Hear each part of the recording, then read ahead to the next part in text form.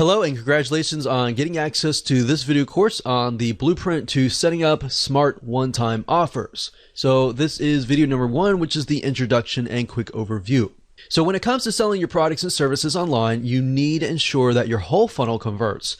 Everything from your lead magnet to your freebie, whatever you're using to build your list, to your front-end offer, and then to your one-time offer. So in other words, everything needs to be consistent and congruent. If it is not, then your funnel will not convert. But you'll get a better idea as I actually go through and show you step by step. Now, before we begin, we need to check your mindset. And then, of course, after that, I'll give you a quick overview of the video course itself so you know exactly what to expect.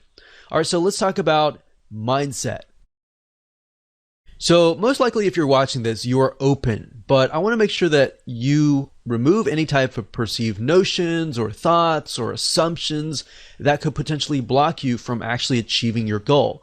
What I've noticed over time and time again is oftentimes it's not the strategy, but it's actually the mindset that is blocking it. And it's not just the, oh, I can't do this. It's other things that are actually coming into your mind that you don't even know that are aware of that are blocking you. So I've seen too many times either product business owners or service-based business owners or any type of business owners, they often, not all, but some of them, a minority, tends to say, I hate one-time offers. Anytime you think, I hate one-time offers, or I hate funnels, or I hate this and that, those things can actually block you from achieving what you want to achieve. So I want to make sure that you throw that out the door so you can focus on the video course. And at the end of the day, it doesn't really matter what we like. What matters is what our customers want. All right. So it's easier for me to say, put yourself in other people's shoes. But in reality, it's actually very hard to do unless you really remove those things out of your mind. And then it makes it easier. And then I'll give you some formulas that you can actually implement that will help you achieve that. Then on the flip side, you've got your customers. Now, if your customers are saying, I hate one-time offers, then that's a different thing. That's something that is clearly wrong with your sales funnel. Now, if one or two people saying that, that's usually okay. But if you got 3, 4, or 5, typically the rule of thumb is if one person is saying that, then 100 other people are just not saying it at all. They're just walking away annoyed. All right, so that is a good place to be because that will allow you to say, okay, what is wrong? What can I fix this? All right, so that's what we're going to do today. So now that we have covered that, let's talk about the video course itself and give you a quick overview of the course. So video number 1 is, of course, this particular video. Video number 2 is why you must have one-time offers, which will be a basic video, but will set the tone for everything else. Video number 3 will be why most one-time offers aren't converting. Video number 4 will be an overview of the smart one-time offer and why they convert, so you have a better idea about how they convert and the fundamentals basically. And then of course video number 5, we're going to dive into actually practical application. We'll take what you learned in the previous video and then apply that in video number 5. So in video number 5, we'll talk about how to create a funnel with smart one-time offers. So I'll actually go to Lucidchart or a mind mapping software and break things down so you can visually see it. Video number 6, we'll talk about different examples. We'll give you smart one-time offer, real example, and we'll relate it to products. And then in video number 7, we'll do something similar but related to services. So if you have a product, you should have a better idea. If you have a service, you'll have a better idea there. And of course, last but not least, video number 8, we'll talk about different platforms, shopping cart systems that will actually help you achieve this. So will help you actually build out the one-time offers. So now that you have a better idea of that, here's what you need. You need a product or service. You need an open mind. You need the willingness to take action, and you need a mind map software like Lucidchart.com is what I'm going to be using, and I love that software. Or you can use a free mind mapping software. You can even use a paper and a pen if that suits you. Whatever helps you absorb this information better, use that, because different people are different. We got visual learners, we got auditory learners, and we have kinesthetic learners. So whatever works best for you is is best. All right. So now that we've covered that, let's move on to video number 2. Welcome back. This is video number 2, and in this particular video, we will talk about why you must have one-time offers. The purpose of this video is kind of to set the tone and to kind of get you into this headspace. So I really want you to think about this. Have you ever thought about how much one-time offers can really make a difference? We're talking about the one-time offers that are only revealed after you purchase a product. We're not talking about the McDonald's bump sale, as we call it, where they say, would you like fries with that, or would you like to basically make it bigger? We're talking about the one-time offers that people only see after they have said, I trust you, I've whipped out my wallet, and I bought the front-end offer. So these are going to be a lot more high converting. Or have you just accepted because some other marketer or somebody else told you that they work? So really what we're trying to do here is dissect them, all right? Once you have a better understanding of them, it just makes it easier. Now, it's oftentimes good to look at whys, different angles, so you understand how to pinpoint the weaknesses in your funnel. So even if your funnel is converting, there's always room for improvement. And that is the mindset that is going to get you far. So if you can kind of get into that headspace, then you're going to do wonders for your funnel. Now, when we did tests back in the day, we found that just adding, an extra 1 or 2 one-time offer can literally triple your sales if done right. If you follow this blueprint and you're making, let's say, a couple grand, you could potentially double that or triple that just by adding a one-time offer. Now, obviously there's no guarantee, but that's just something that we have found personally within our own tests and with our own experience. So not having a one-time offer actually makes you rely solely on the front-end offer. And what happens to your mindset is this. What ends up happening is that you are solely focused on the initial customer acquisition that you totally forget about your existing customers who have already proven themselves to want more from you. As long as you are, providing good quality, of course, they're going to want to buy more from you, assuming that you have solved your promise initially. Now that you think about that, how many one-time offers do you really need? Well, that depends on the problem that you're trying to solve. In other words, maybe instead of asking that question, you should ask, how much does it take? How many one-time offers does it take to help your customers solve their problems? Does it take 1? Does it take 2? Does it take 3? Or does it take 4? Now, of course, you don't want to get too many, or of course, that will just annoy the customer and anger them. So you want to do it in moderation and enough that will actually help solve their problems. Now, some customers may want a few one-time offers, such as they might want to do it themselves, and then some customers might want to have you do it for them, and they're willing to pay more money to do that. So I want you to get kind of in that headspace and mindset. It's just going to make things easier in building out your whole funnel. All right, with that said, let's move on to the next video. Hello and welcome back. This is video number 3, and we're going to talk about why most one-time offers are not converting. And the reason why is this will help you pinpoint the weaknesses, and that will help you create better one-time offers. So before we can jump in and start mapping things out, you need to understand why they're not converting, all right? So understanding this will allow you to get a better perspective of why your one-time offers may not be converting, so you can make it better. So otherwise, if I just jump straight into showing you how to set up smart one-time offers, what would happen is you would be blindly guessing.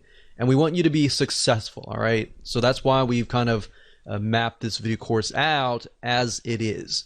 So most one-time offers don't convert simply because they are unrelated to the front-end offer. And now, while that does seem like a no-brainer, that's a very, very common mistake. And that's fine. If that's totally fine, because now you can improve it.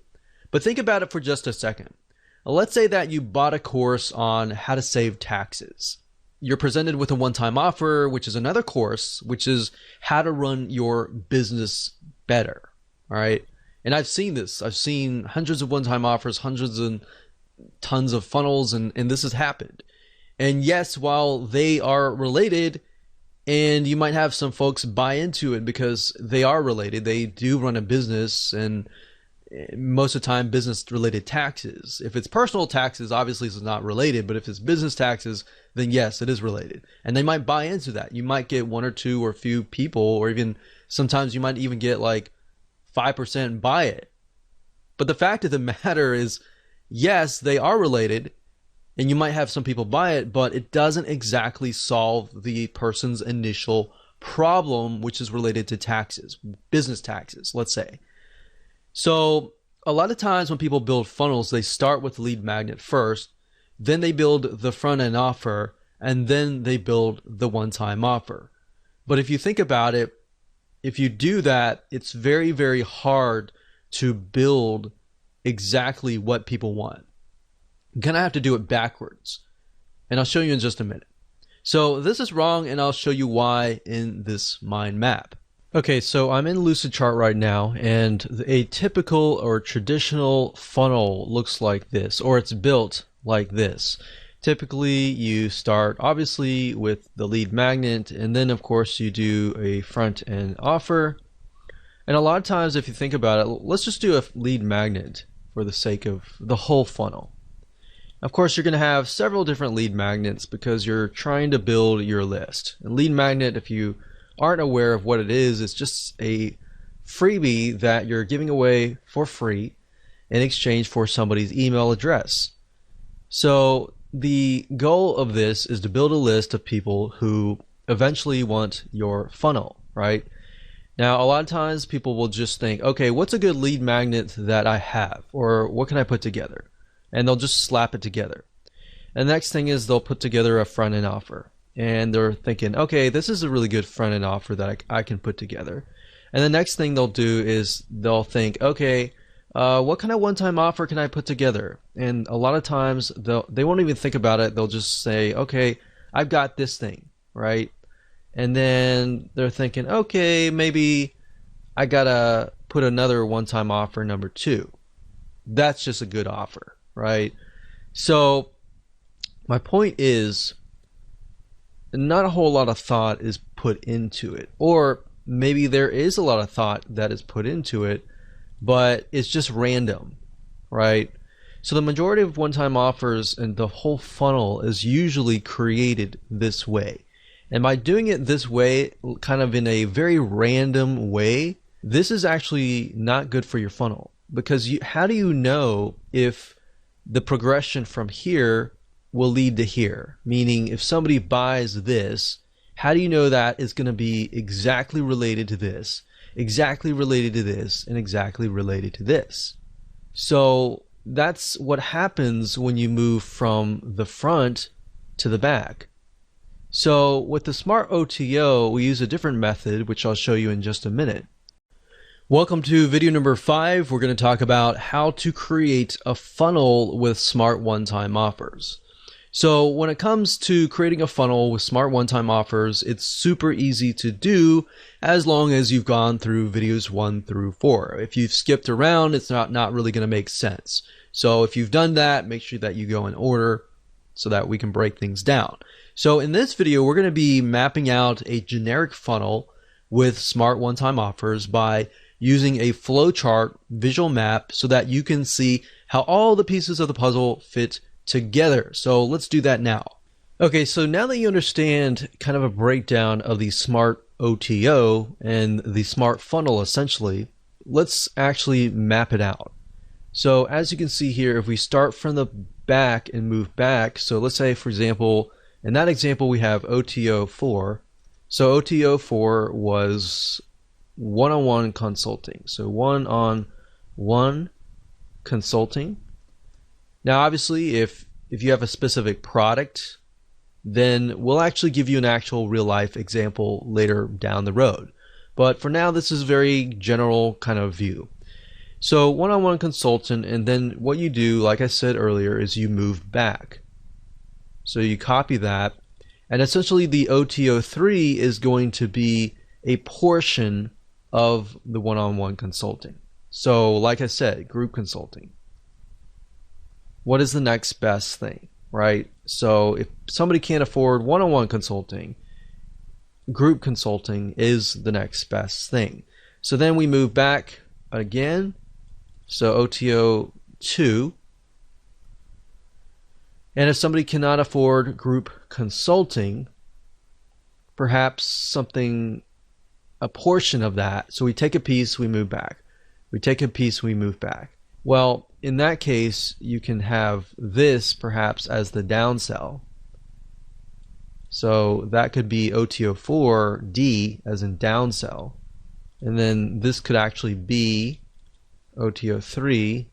So as you can see here, one thing is when I discussed the funnel earlier, as you begin to map things out, you realize that certain things should actually be a downsell or an upsell or in different places. And that's why mapping out is so crucial. So OTO3 could be something like audio recordings, and that could be that. You know, we could have something else. It doesn't have to be that. So it could be audio recordings. So that way, if somebody buys the audio recordings, they're thinking, okay, this is all I can afford. I'm going to stop here. But then you got your premium buyers that will be like, okay, you know what? I want to get one-on-one consulting, right? And then you might have people who say, oh, I can't afford that. And then they're offered this and they're thinking, well, you know, I can't afford one-on-one consulting, but I can't afford group consulting, right? So we got audio recordings, and then maybe over here we have an ebook based on that audio recordings, but not as much. So they're getting double over here, obviously, right? So the next thing we have is OTO2.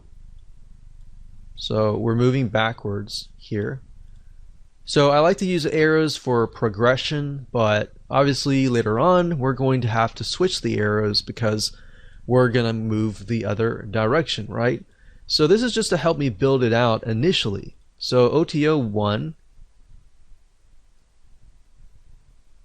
this could be a piece of that. So maybe this could be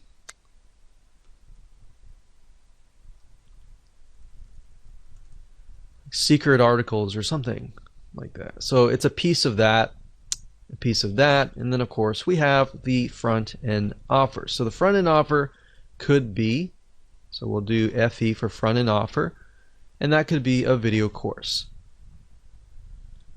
So after you have finished this, you want to switch the arrows back to the other way. So we would switch the arrows back this way. And that's it. Hello and welcome to video number 8, and just want to say congrats. At this point in time you have reached the end of this video course. So to ensure that you use everything you have learned, we're going to talk about shopping cart systems that will actually help you achieve this goal and set up the one-time offers properly via automated systems so that whenever somebody buys your front-end offer, they will be automatically presented with the OTO1 or OTO2, 3, 4, 5, or whatever, how many one-time offers that you have. Now, there are many out there, but here are just to name a few. There's jvzoo.com, there's Zaxa.com, and there's Infusionsoft.com. I will say that Infusionsoft is a lot more complex, so Zaxa.com typically is a good shopping cart system. jvzoo.com as well. Now, in order for this to stay true, you need a shopping cart that can do one-time offers that appear after the previous purchase. We're not talking about one-time offers that are added to the front-end initial offer. So you want to make sure that you do your due diligence and make sure that this is the type that they are compatible with, because some shopping carts will actually say that, but in reality, it's a very different one-time offer. So that way it helps you kind of differentiate between the two. So I hope this helps, and just make sure that you go take action, map out your own sales funnel, find the right system that is for you, and go out there and conquer. Okay, so this is video number 7, and we're going to talk about similar to what we talked about in the previous video, but we're going to map out a product funnel that is just for services. So let's head on over to the flowchart and let's find a service and break it down. Okay, so let's use the previous example with the scuba diving, but instead of a product or a course or information product or something like that, let's talk about a service.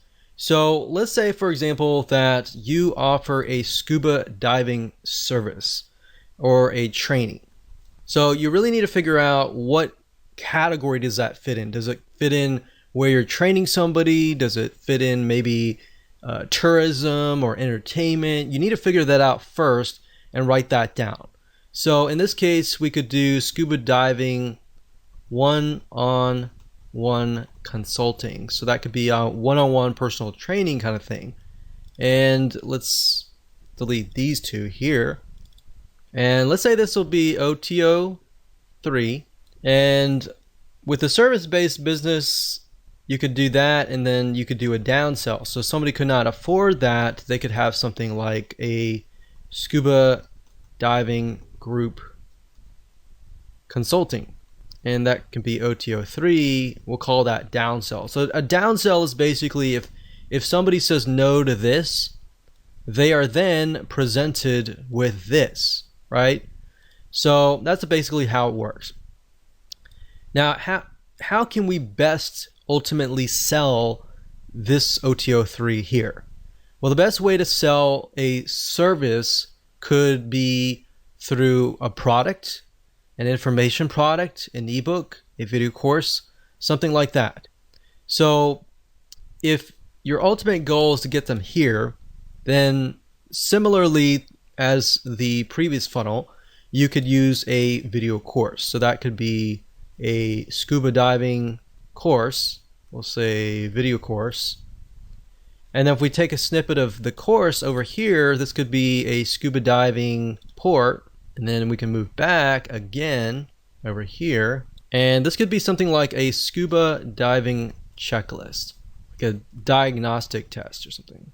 So let's see, OTO 3, 2, 1, front end offer. So I'm going to actually do just OTO 2 because in this case we could solve their problems via this. So we're going to do OTO 1 or OTO 1. We're going to do, actually, instead of a report, we're going to do an ebook. And that can be front end. And that could be anything you want. You could do something like the top 10 reasons why blah, blah, blah. You fail in scuba diving. And then you could have the done for you service over here that talks about how to succeed or how to avoid these failures or whatever. So this could be of course, the lead magnet, which is the freebie that you give away for free in exchange for somebody's email address so that you can communicate with them over and over again. So that can be it for a service-based business.